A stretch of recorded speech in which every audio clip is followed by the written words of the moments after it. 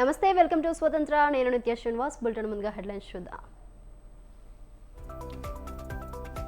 కాసేపట్లో మున్సిపల్ కార్మికులతో సర్కార్ చర్చలు, కార్మిక సంఘాల నేతలతో మంత్రుల భేటీ.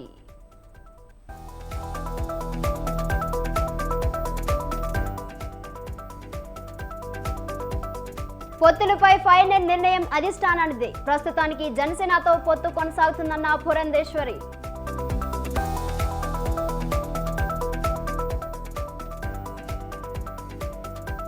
రాష్ట్రంలో నియంత పాలన కొనసాగుతుంది. బీసీ నేతలు గౌరవంగా ఉండాలంటే టీడీపీలోకి రావాలన్న కాల్వ.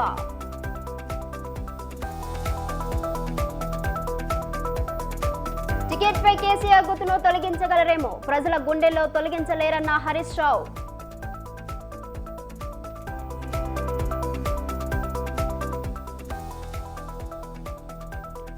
ఫోటోషూట్ కు టైం ఉంది, మణిపూర్ కు వెళ్లడానికి సమయం లేదు. ప్రధాని మోదీపై మల్లికార్జున ఖర్గే తీవ్ర విమర్శలు.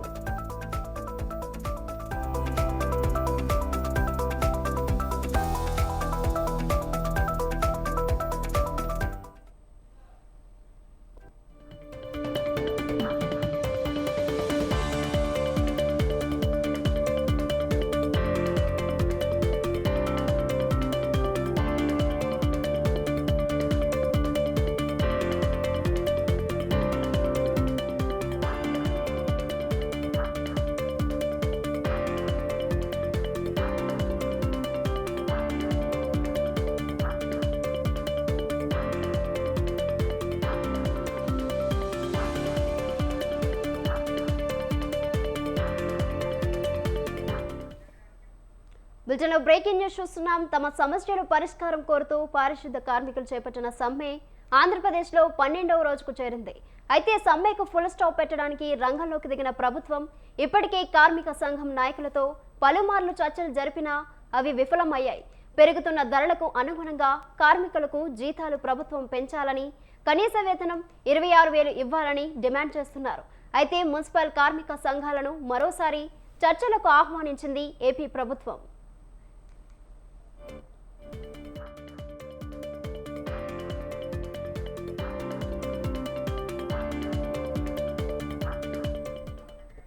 కాసేపట్లో మున్సిపల్ కార్మికులతో ప్రభుత్వం చర్చలు జరపనుంది. మంత్రి బొత్స సత్యనారాయణ, ప్రభుత్వ సలహాదారులు సజ్జల రామకృష్ణారెడ్డి ఆధ్వర్యంలో ఈ చర్చలు జరుగుతాయి. ఈ చర్చల్లో ప్రభుత్వం మున్సిపల్ కార్మికుల సమ్మె విరమించాలని కోరనుంది.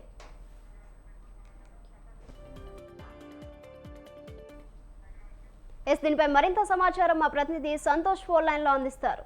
సంతోష్. థ్యాంక్ యూ నిత్య. ఏదైతే ఆంధ్రప్రదేశ్ లో మున్సిపల్ కార్మికులు చేపట్టిన సమ్మె ఈ రోజుకి 12వ రోజుకి చేరుకుంది. అయితే ఈ నేపథ్యంలో ప్రభుత్వం అయితే కనుక చర్చలు కూడా తెలుస్తోంది. మరికొద్ది చేపట్లని ఇటు సచివాలయంలో మంత్రులు ఆదిమూలపు సురేష్, అదేవిధంగా బొత్స సత్యనారాయణ అధ్యక్షత అయితే కనుక ఇటు చర్చలు అనేది కూడా కొనసాగుతా ఉన్నాయి. అయితే ముఖ్యంగా చూసుకున్నట్లయితే కనుక వారికి కావాల్సినటువంటి కనీస వేతనం 26,000 వరకు కూడా చేయాలి. అదేవిధంగా అవుట్ సోర్సింగ్ లో పనిచేస్తున్నటువంటి వారిని కూడా పర్మనెంట్ చేయాలంటూ కూడా వారి యొక్క కొన్ని డిమాండ్లను కూడా 12 అంశాలు పొందుపరిచినటువంటి డిమాండ్లు అయితే కనుక ఇటు ప్రభుత్వంపై ఉంచినట్టు కూడా తెలుస్తా ఉంది. అయితే ఆర్థిక పరిస్థితుల దృష్ట్యా కూడా ఇటు ప్రభుత్వం పలు మార్లు అయితే కనుక ఇటు సంఘాలకి విజ్ఞప్తి చేస్తున్న పరిస్థితులు ఏర్పడతా ఉన్నాయి. సమ్మెను విరమించుకోవాలంటూ కూడా కోరుతా ఉన్నారు. అయితే తమ యొక్క డిమాండ్ను పరిష్కరించేంత వరకు కూడా సమ్మెను విరమించేది లేదంటే కూడా ఇటు మున్సిపల్ కార్మికులు చెప్తా ఉన్నారు. మరోవైపు చూసుకున్నట్లయితే కనుక ఎక్కడికెక్కడ ఆంధ్రప్రదేశ్ లో పారిశుద్ధ్య కార్మికులు విధులు బహిష్కరించడం పట్ల అయితే కనుక ఇటు నగరంలో చూసుకున్నట్లయితే కనుక పెద్ద ఎత్తున చెత్త పెరిగిపోవడం, అంతేకాకుండా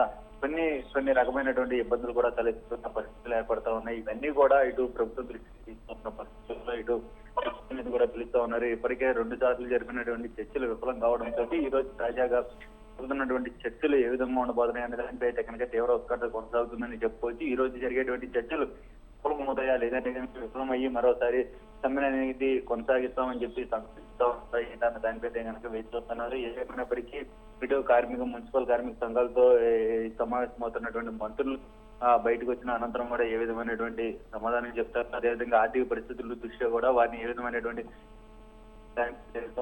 ఉంది నిత్య. Right Santosh, thank you.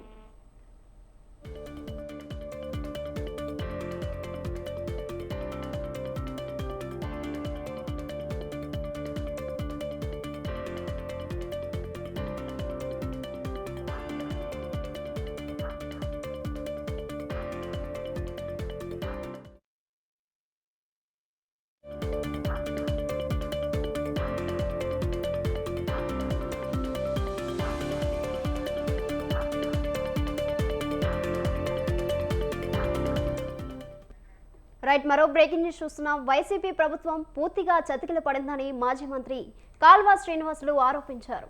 మంత్రులు ఎమ్మెల్యేల మార్పు వింతగా ఉందన్నారు. ఓ చోట ఫెయిల్ అయిన వారిని మరో నియోజకవర్గంలో ప్రజలపై బలవంతంగా రుద్దుతున్నారని ఆరోపించారు. సీఎంగా జగన్ ఫెయిల్ అయ్యాడని, తాడేపల్లి నుంచి ఫోన్ వస్తే ఎమ్మెల్యేలు భయపడే పరిస్థితి వచ్చిందని అన్నారు.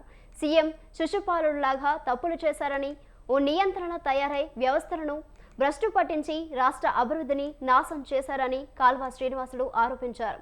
వైసీపీ బీసీలను అణగదొక్కుతుందన్న కాల్వ, బీసీ నేతలు గౌరవంగా ఉండాలనుకుంటే టీడీపీలోకి రావాలని ఆహ్వానించారు.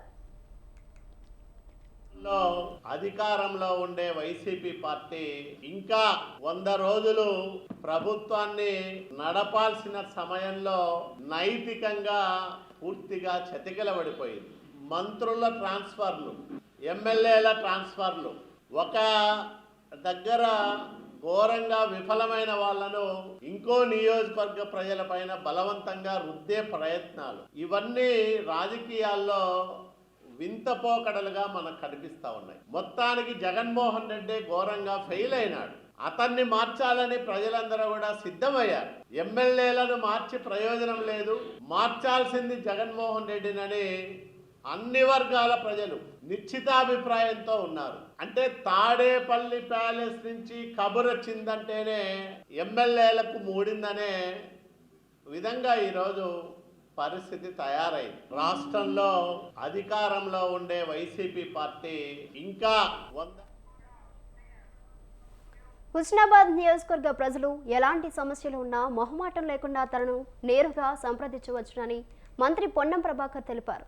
సిద్దిపేట జిల్లా హుస్నాబాద్లోని 14వ వార్డులో పార్టీ శ్రేణులతో కలిసి మంత్రి పొన్నం ప్రభాకర్ మార్నింగ్ వాక్ నిర్వహించారు. ఈ సందర్భంగా డ్రైనేజ్, పారిశుద్ధ్య నిర్వహణపై మున్సిపల్ కమిషనర్ రాజశేఖర్కు తగు సూచనలు ఇచ్చారు. ప్రజలతో మాట్లాడి వారి సమస్యలు తెలుసుకున్నారు. కూరగాయలు అమ్మే చిరు వ్యాపారులతో ముచ్చటించారు. ఆదర్శ, అంబేద్కర్ హమాలీ సంఘాలతో, కూలీలతో మాట్లాడారు. తనను గెలిపించినందుకు హమాలీ కూలీలకు ధన్యవాదాలు తెలిపారు. అందరూ ప్రజాపాలనకు దరఖాస్తు చేసుకోవాలని సూచించారు.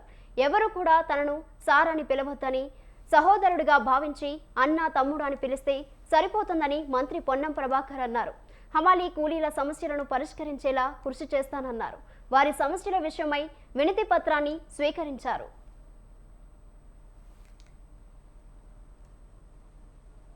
ఇల్లు కొరకు కావచ్చు, లేకపోతే పెన్షన్ కావచ్చు, లేకపోతే మహాలక్ష్మి పథకం అన్ని కార్యక్రమాలు కంప్లీట్ చేశారు కదా.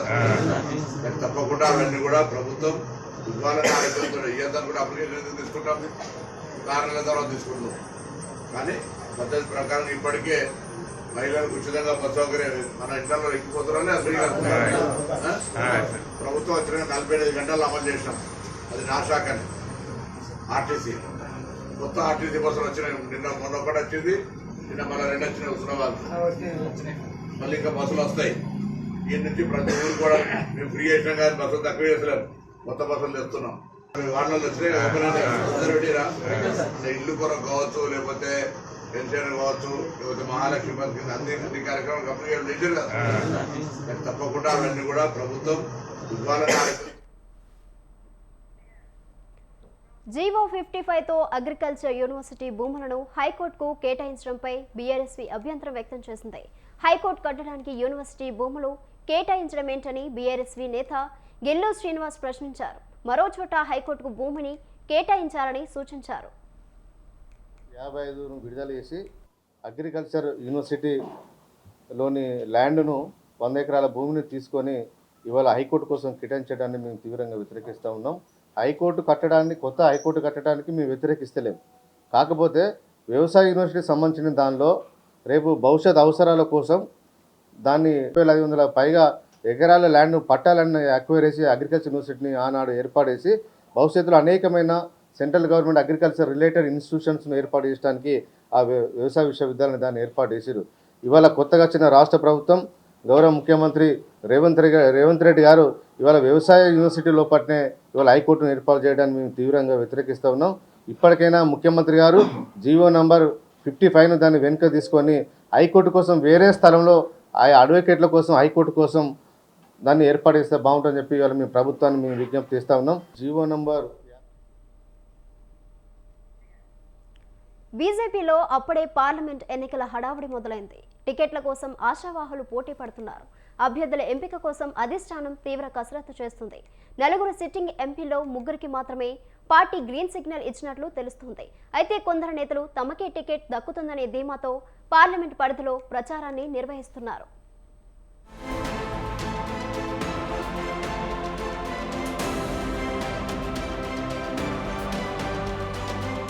పార్లమెంట్ ఎన్నికలపై బీజేపీ హైకమాండ్ స్పెషల్ ఫోకస్ పెట్టింది. తెలంగాణ నుంచి 10కు పైగా ఎంపీ సీట్లను కొల్లగొట్టాలని బీజేపీ పావులు కదుపుతోంది.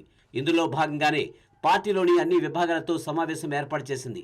ఇప్పటికే బీజేపీ తెలంగాణలో యాక్షన్ ప్లాన్ సిద్ధం చేసింది.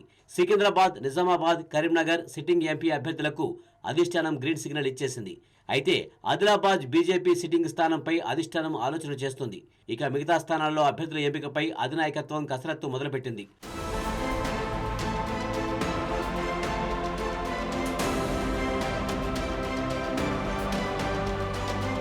పార్లమెంటుకు పోటీ చేసే అభ్యర్థుల ఎంపికపై కింది స్థాయి నుంచి ప్రక్షాళన ప్రారంభించింది బీజేపీ హైకమాండ్. ఈ క్రమంలోని పార్టీ నేతలతో సమావేశం ఏర్పాటు చేసింది. ఇప్పటికే జిల్లా స్థాయి కమిటీల ఎంపిక పూర్తి చేసినట్టు తెలుస్తోంది. ఎంపీ టికెట్ల విషయానికి వస్తే మహబూబ్ నగర్ నుంచి మాజీ ఎంపీ జితేందర్ రెడ్డి, డీకే అరుణ పోటీ పడుతున్నారు. చేవెళ్ల అభ్యర్థిగా కొండా విశ్వేశ్వరరెడ్డి, ఖమ్మం అభ్యర్థిగా పొంగిరెడ్డి సుధాకర్ రెడ్డితో పాటు ఇతర పార్టీల నుంచి మరికొంతమంది పేర్లను పార్టీ పరిశీలిస్తుంది. భువనగిరి అభ్యర్థిగా బోరా నరసయ్య గౌడ్, రాణి రుద్రమ పేర్లు వినిపిస్తున్నాయి. అటు వరంగల్ నుంచి మాత్రం రిటైర్డ్ డీజీపీ కృష్ణప్రసాద్ పేరు మాత్రమే వినబడుతుంది.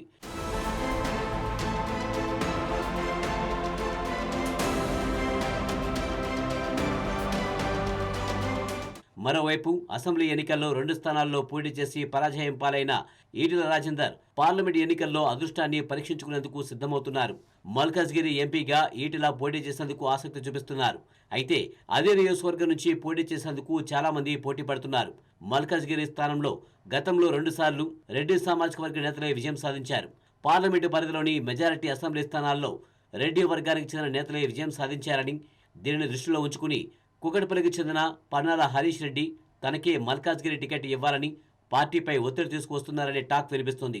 వీరితో పాటు బీజేపీ జాతీయ నేతలు మురళీధర్ రావు, వరంగల్ మాజీ ఎంపీ చాడా సురేష్ రెడ్డి మల్కాజ్గిరి టికెట్పై ఆశలు పెట్టుకున్నారట.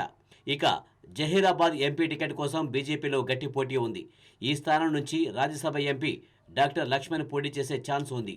మరోవైపు జహీరాబాద్ సీటు కోసం బీజేపీ అడ్వకేట్ రచనారెడ్డి, చీకోటి ప్రవీణ్, ఆకుల విజయ, విఠల్ తదితర నేతలు పోటీ పడుతున్నారు.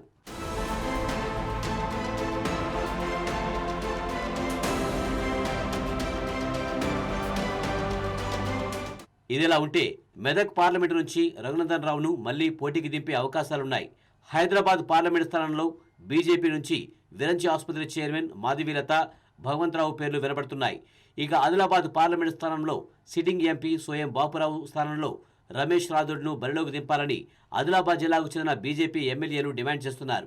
అయితే పార్టీ టికెట్ దక్కని వారు నిరాశ చెందకుండా వారికి తగిన విధంగా పార్టీ పదవులు గాని, నామినేటెడ్ పదవులు గాని ఇస్తామని అధిష్టానం వారిని బుజ్జగించే ప్రయత్నం చేస్తుంది.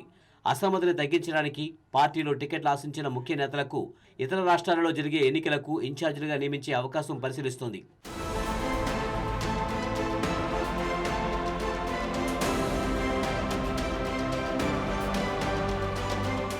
మొత్తానికి అసెంబ్లీ ఎన్నికల కంటే పార్లమెంట్ ఎన్నికల్లో మంచి ఫలితాలను సాధించడానికి బీజేపీ వ్యూహాత్మకంగా ముందుకు వెళ్తుంది. మరి ప్రజా తీర్పు ఎలా ఉంటుందో చూడాలి.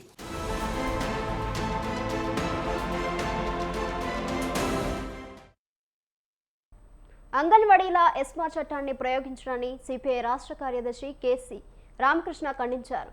ముఖ్యమంత్రి జగన్మోహన్ రెడ్డి ప్రజా సమస్యలను గాలికి వదిలి రాజకీయాల్లో నిమగ్నమయ్యారని విమర్శించారు. కార్మికుల సమస్యలు పరిష్కరించకుండా ఎమ్మెల్యేల స్థానాలు మార్చినంత మాత్రాన గెలవటం అసాధ్యమని స్పష్టం చేశారు. ప్రజాతంత్రవాదులంతా ప్రభుత్వ చర్యలను ఖండించాలని రామకృష్ణ అన్నారు.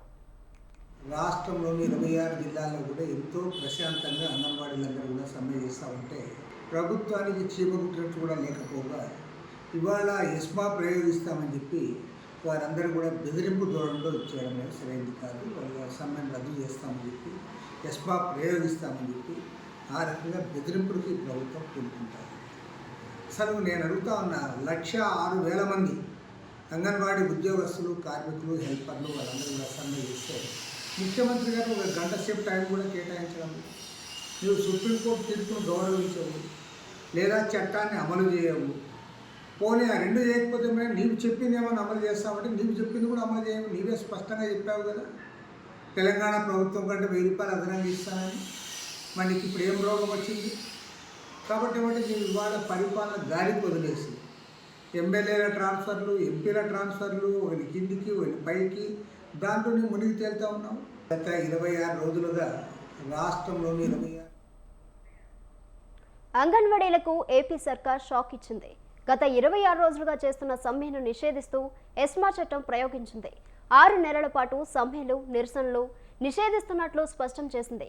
అంగన్వాడీలను అత్యవసర సర్వీసుల కిందకు తీసుకొస్తూ జీవో నెంబర్ 2ను జారీ చేసింది. అయితే రాష్ట్ర ప్రభుత్వం జారీ చేసిన జీవోపై అంగన్వాడీలు బగ్గుమంటున్నారు. ప్రభుత్వ బెదిరింపులకు భయపడేది లేదంటున్నారు. విశాఖ గాంధీ విగ్రహం ఎదురుగా అంగన్వాడీ వర్కర్స్ ఆందోళన చేశారు. దీనిపై మరింత సమాచారం మా విశాఖ ప్రతినిధి ప్రదీప్ అందిస్తారు. దేశంలో 26 రోజులు, నేటికి 26 రోజుల నుంచి కూడా అంగన్వాడీ వర్కర్స్ అయితే ఉద్యమం నెరవేరుస్తున్నారు. ఏదైతే వాళ్ళ అంగన్వాడీకి సంబంధించి అన్నీ కూడా రాష్ట్ర ప్రభుత్వం నుంచి జీతాలు ఇంకా పెంచాలి అంటూ కూడా ఏదైతే ఉద్యమాన్ని 26 రోజుల నుంచి చేస్తున్న నేపథ్యంలో ఇప్పుడైతే ఆంధ్రప్రదేశ్ ముఖ్యమంత్రి జగన్మోహన్ రెడ్డి అయితే ఎస్మా అయితే ప్రవర్తించడం జరిగింది. ఇదే నేపథ్యంలో అంగన్వాడీ వర్కర్స్ అయితే చాలా వరకు జగన్మోహన్ రెడ్డిపై ఉద్రిక్తమైన ఉన్నారు. అయితే ప్రస్తుతం మనతో పాటు అంగన్వాడీ టీచర్ వర్కర్స్ ఉన్నారు. మనతో పాటు అడిగి తెలుస్తుందమ్మా, ఇది ఎలా చూడమంటారు మీపై ఎస్మా ప్రవర్తించింది దీని మీద? ఆయన ఎస్మా ప్రయోగించినంత మాత్రం కాదండి, మేము సీఎం గారికి తస్మా జాగ్రత్త అని మేము చెప్పగలుగుతున్నామండి. మేము ఈ రోజు ఆయన ఎందుకంటే 26 రోజుల నుంచి మేము చేస్తుంటే ఆయన కళ్ళు మూసుకొని నిద్రపోయిండి అనకూడదు, కానీ 26 రోజులకి ఆయన చలనం వచ్చింది ఆయన బాడీలోనే ఏమన్నా అని. మొన్ననేమోనే పోలీసులతోటి మమ్మల్ని ఏమో ఎంట ధర్మించి వాళ్ళకి చెమటలు పట్టాయి. ఈ రోజు ఈ జగన్మోహన్ రెడ్డి గారికి చెమటలు పడుతున్నాయి అనుకుంటున్నాం మేమైతేను.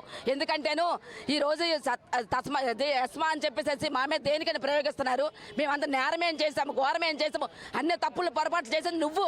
ఆ రోజు తాళాల బదులు కొడితే ఊరుకున్నామని ఈ రోజు నువ్వు ఎస్మా ప్రయోగిస్తే ఊరుకుంటాం అనుకుంటున్నావా? దేనికైనా కబడ్దాలు అంగన్వాడీ తరపున మేము చెప్తున్నాం, దేనికైనా మేము తెగించే ఉన్నాం మేమైతేను. ఇప్పుడైతే రాష్ట్ర ప్రభుత్వం 6 నెలల జీవో పాస్ చేసింది, దీన్ని ఎట్లా చూడమంటారు? ఆయన 6 నెలలు చేయడం, ఆయన 6 నెలల వరకు ఆయనకే ఛాన్స్ లేదు. 2 నెలలు ఫిబ్రవరి 2 నుంచి ఆయన ఇంటికి మోటాములు సర్దుకొని ఇంటికి వెళ్ళిపోతారు, ఆయన దుకాణం సర్దుకొని. 6 నెలల వరకు అతనే కూడా మనమేవడం ఫిబ్రవరి 2 తర్వాత ఆయన ఎవరంటే చేయడానికి. మేము చెప్తున్నాం కదా, అదే ఆయనతో కాదు, మేము దేనికైనా సిద్ధపడి ఉన్నాము. బిడ్డ అని అందరికీ సెగ్గడ్డలా తయారయ్యాడు ఆ పెద్ద మనిషి. ఒకసారి గుర్తు చేసుకోమని చెప్పండి. సెగ్గడ్లు కాదు, నీ కింద గ్యారంటీ సెగ్గడ్లు వస్తాయనే విషయం చెప్పమని చెప్తున్నామండి. చెప్పండి, ఎస్మాని ఎలా చూడమంటారు? మీ మీద ప్రయోగించారు ఆంధ్రప్రదేశ్ ముఖ్యమంత్రి, దీన్ని ఎట్లా చూడమంటారు? ఏదైతే జీవో 2 ప్రకారంగా ఎస్మా ప్రయోగిస్తాను అంటున్నారు జగన్ గారు, ఓకే సార్ మీరు ప్రయోగించండి, మేము ఎక్కడైనా సిద్ధమై. ఇక్కడే కాదు, టెంట్లోనే కాదు, పోలీస్ స్టేషన్ అయితే పోలీస్ స్టేషన్, ఎక్కడైతే అక్కడ రోడ్డు మీద రోడ్డు మీద, జీవీఎంసీ అయితే జీవీఎంసీ, ఎక్కడైనా మా అంగన్వాడీ టీచర్స్ హెల్పర్స్ రెడీ అండి, మేము చూసుకుంటామని మేము అందరివి చాలా గట్టిగా సమ్మె చేస్తున్నాము. సో ఎస్మా ప్రయోగించినా ఏం ప్రయోగించినా మా జీతాలు పెంచే వరకు మేము ఈ సమ్మె అయితే విరమించేదే లేదు. చెప్పండి, రాష్ట్ర ప్రభుత్వం మీపై చేస్తున్న వైఖరి ఎలాగుందంటారు? ఇది చాలా రాష్ట్ర ప్రభుత్వం చాలా మొండి వైఖరిగా ప్రవర్తిస్తుందండి. మీరు ఎస్మా ప్రయోగించండి, ఎన్ని బాష్పవాయువులు ప్రయోగించినే మేము అనేది ఈ మా సమ్మె ముఖంగా ఈరోజు 26వ రోజుకి వచ్చింది. మేము ఒక్క రోజు కూడా వెనక్కి తగ్గేదే లేదు. నువ్వు స్టేషన్లో కూర్చోబెడతావో, జైల్లో కూర్చోబెడతావో, ఎక్కడైనా కూర్చోబెట్టు. నీ అక్క చెల్లెమ్మలు అన్నావు కదా, నువ్వు ఎక్కడ కూర్చోబెట్టినా మేము అనేది సమ్మె విరమించి విధుల్లోకి వెళ్లాల్సిన పరిస్థితి అయితే లేదండి. నువ్వు సమ్మె మేము ఎక్కడైనా చేయడానికి రెడీగా ఉన్నాము. 4.5 సంవత్సరాల నుంచి ఎంతో ఆకలి మంటండి.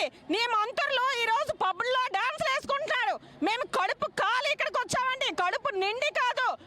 మేము చేస్తున్నది 6 సేవలు, అఫీషియల్గా అయితే అనఫీషియల్గా అయితే 66 సేవలు చేస్తున్నాము. మేము 7వ సేవే పెట్టుకున్నాము, అదే నిన్ను గంతి దించే సేవ అని ఈ సమ్మెముఖంగా మేము చెప్తున్నాము. అంగన్వాడీ ఉద్యమాలు అనేది నీ చరిత్ర తెలుసుకోవాలని ఇంకొకసారి హెచ్చరిస్తున్నాం.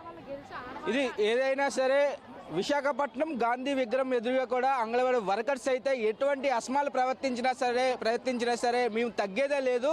ఏదైనా సరే జైల్లో అయినా సరే ఈ యొక్క నిరసన అనేది తెలియజేస్తాం. నీ యొక్క ప్రభుత్వం కూలిపోయినంత వరకు కూడా మేము పోరాడతామంటూ కూడా చెప్తున్నారు. ఇప్పటికైనా సరే కనీసం మారి కూడా మా యొక్క కనీస వేతనం కూడా మాకు ఇవ్వాలి అంటూ కూడా అంగన్వాడీ వర్కర్స్ అయితే చెప్తున్నారు. కెమెరామెన్ సవిత, ప్రదీప్, విశాఖ నుంచి స్వతంత్ర. ములుగు జిల్లా గోవిందరావుపేట మండలం పసర గ్రామ సమీపంలో గుండ్లవాగును మంత్రి సీతక్క పరిశీలించారు.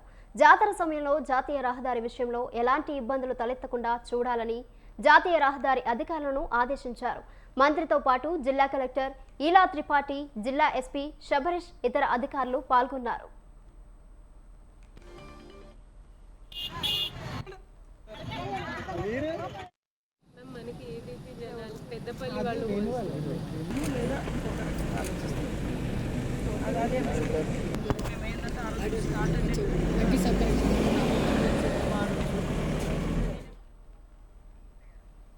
నాగా కర్నూలు జిల్లా వెల్దండ మండలం కొట్ర గ్రామంలో దొంగలు బీభత్సం సృష్టించారు. తాళాలు వేసి ఉన్న 15 ఇళ్లను టార్గెట్ చేసిన దొంగలు బంగారు నగలు, వెండితో పాటు నగదును ఎత్తుకెళ్లారు. ఓ మహిళ ఇంట్లో తన వ్యవసాయ పనుల కోసం ఉంచిన 3,80,000 రూపాయలతో పాటు 5 తులాల బంగారం దొంగలించారు. వరుసగా 15 ఇళ్లలో చోరీకి పాల్పడడంతో పోలీసులు క్లూస్ టీమ్ సాయంతో దర్యాప్తు చేస్తున్నారు. అయితే కొన్ని రోజులుగా గ్రామంలో వరుసగా దొంగల బీభత్సం సృష్టించడం పోలీసులకు సవాల్గా మారింది.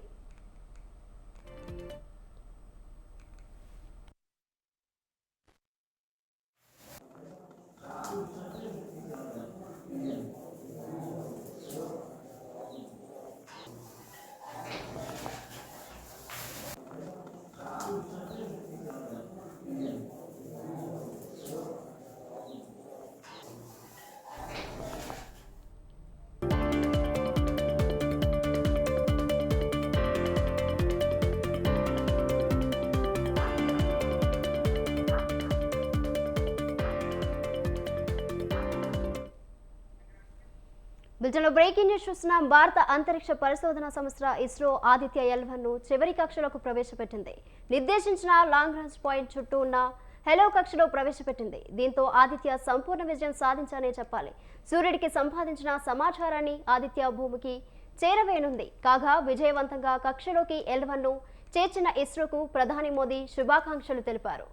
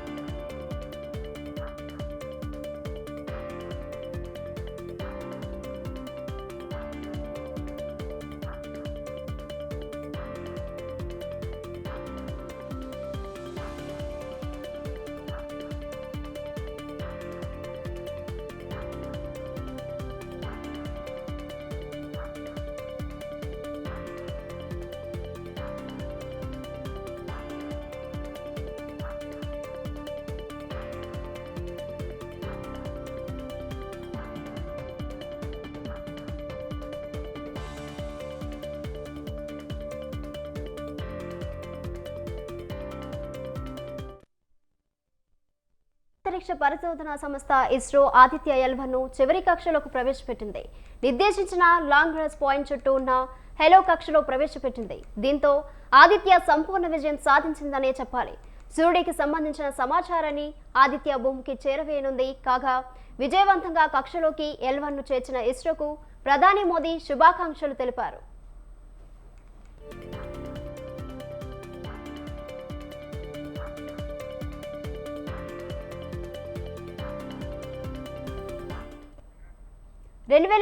సెప్టెంబర్ 2వ తేదీన ఆదిత్య L1ను శ్రీహరికోటలోని సతీష్ ధావన్ స్పేస్ సెంటర్ నుండి ప్రయోగించారు.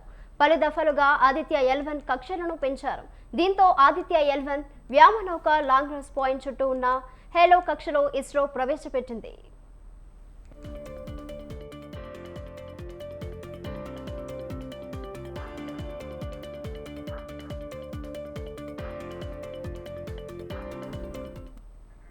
లాగ్రాంజ్ పాయింట్ కు ఫ్రెంచ్ గణిత శాస్త్రవేత్త జోసెఫ్ లూయిస్ లాగ్రాంజ్ పేరు పెట్టారు. అమెరికా తర్వాత అంతరిక్షంలోకి ఈ తరహాలో వ్యామనౌకను పంపిన రెండో దేశం భారత్.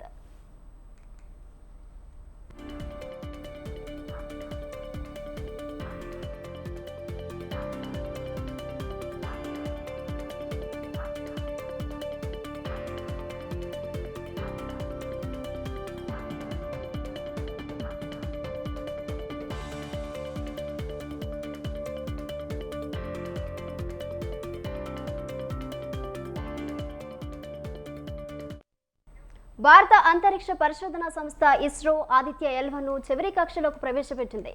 నిర్దేశించిన లాంగ్ రేంజ్ పాయింట్ చుట్టూ ఉన్న హెలో కక్షలో ప్రవేశపెట్టింది. దీంతో ఆదిత్య సంపూర్ణ విజయం సాధించిందనే చెప్పాలి.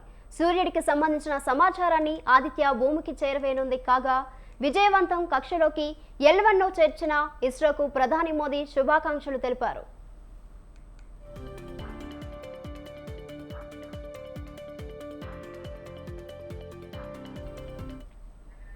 2023 సెప్టెంబర్ 2వ తేదీన ఆదిత్య L1ను శ్రీహరికోటలోని సతీష్ ధావన్ స్పేస్ సెంటర్ నుండి ప్రయోగించారు.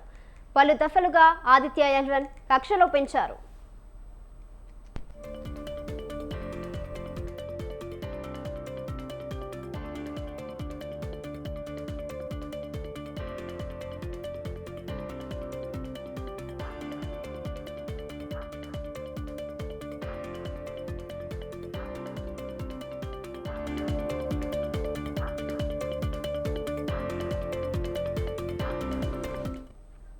దీంతో ఆదిత్య L1ను వ్యామనౌక లాగ్రాంజ్ పాయింట్ చుట్టూ ఉన్న హెలో కక్షలో ఇస్రో ప్రవేశపెట్టింది. లాగ్రాంజ్ పాయింట్లకు ఫ్రెంచ్ గణిత శాస్త్రవేత్త జోసెఫ్ లూయిస్ లాగ్రాంజ్ పేరు పెట్టారు. అమెరికా తర్వాత అంతరిక్షంలోకి ఈ తరహాలో వ్యామనౌకను పంపిన రెండో దేశం భారత్.